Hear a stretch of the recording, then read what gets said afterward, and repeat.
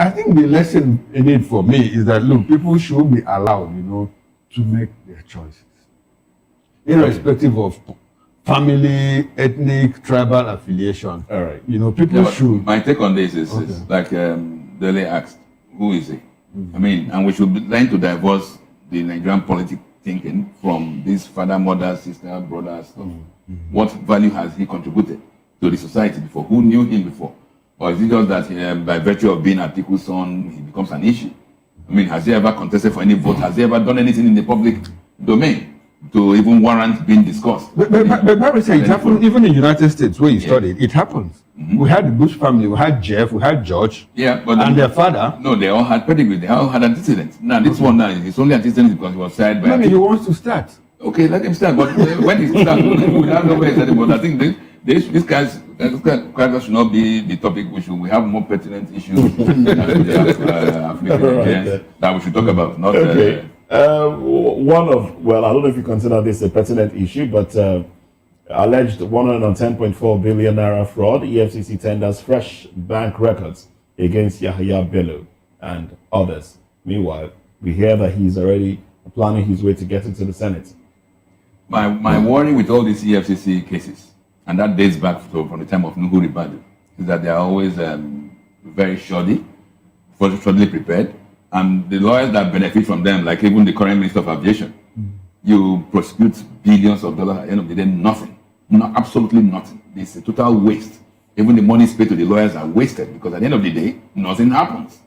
They walk home free. So that's why some of us have always advocated that the EFCC should be scrapped. Because if you look at it, place it with its what outcomes, meaningless.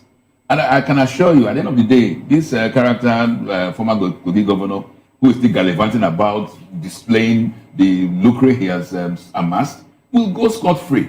So the system has been such that we do not actually penalize graft. We don't penalize criminals. We rather reward them with more appointments. And at the end of the day, it only encourages more graft. I mean, we should have a system that when you have large-scale criminality, which some of us say is actually a crime against humanity, there should be a special provision, special tribunals, and there must be more stringent punishment. There was a case where EFCC prosecuted somebody in Enugu State for the former governor of Enugu State, Chimaroke Naman. Okay. He was alleged to have stolen over 3 billion, and he was asked to pay 3 million. And guess what happened? He paid it from the pocket and walked out of court. Former governor of Edo State. Igbenedion. Yes. He was being prosecuted for 3 billion. His driver went to his car booth and brought out 3.5. Yes, the court fined him for 3 million, and he paid cash and walked away. So all this nonsense we do in the name of judiciary or prosecutions, we must stop it. Otherwise, we are faced with a continuous slide down the abyss. That was a young man. The mother said that if you fail a class, you want to repeat. Okay, but you said something about having to scrap EFCC. Recommending for it to be scrapped. Yes. And I asked, will it be better to? Now we know that the EFCC is supervised by the Attorney General and Minister of Justice in the Federation. That's a constitutional provision. Yes.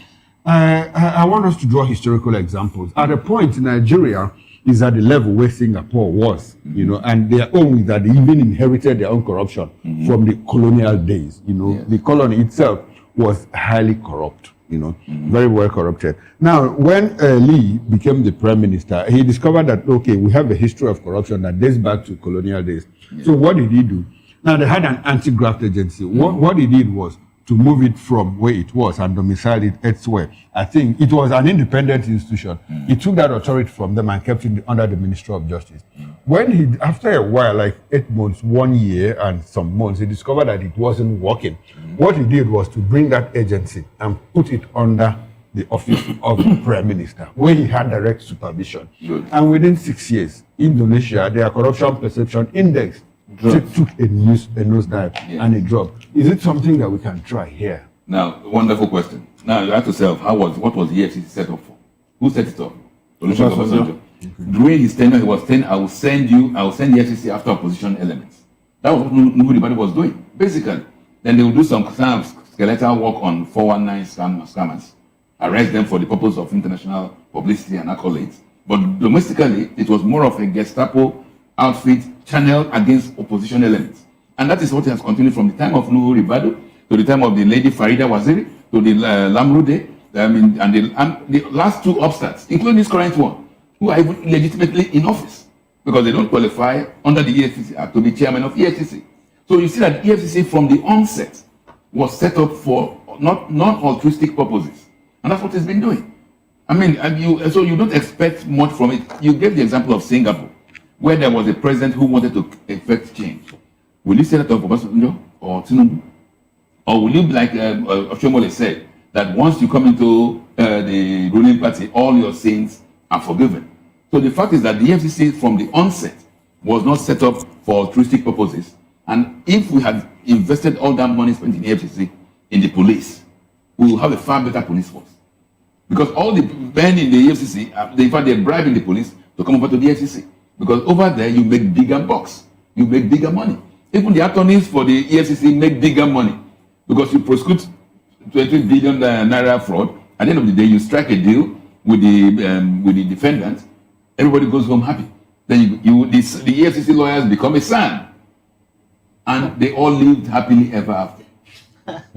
And at the end of the day, Nigeria suffers. It sounds like a joke, but that is the sad spectacle of the EFCC.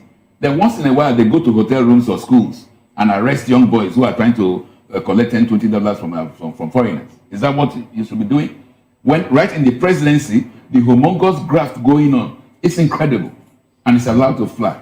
But when we discuss these things from Monday to Friday, from the first of the month to the end of the month, from year in, year out, do we merely regurgitate? Are we making any impact? Not just here, but I mean the media itself. It's for us to say it, and it's for the other people at the other end. I understand. But are we making impact?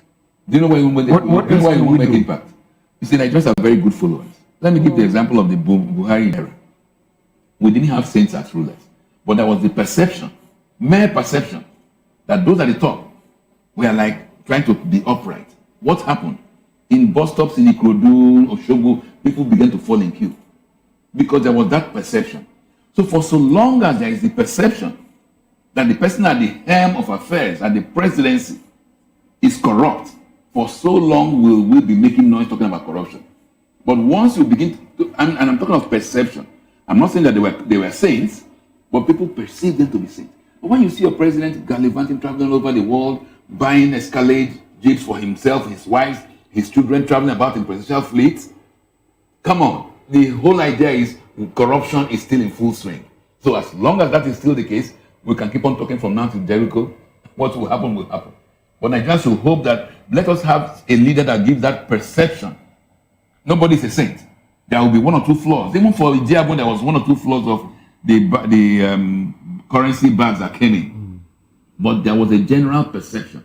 That is what we lack in this country. That we don't have that perception that the people at the helm of affairs are good.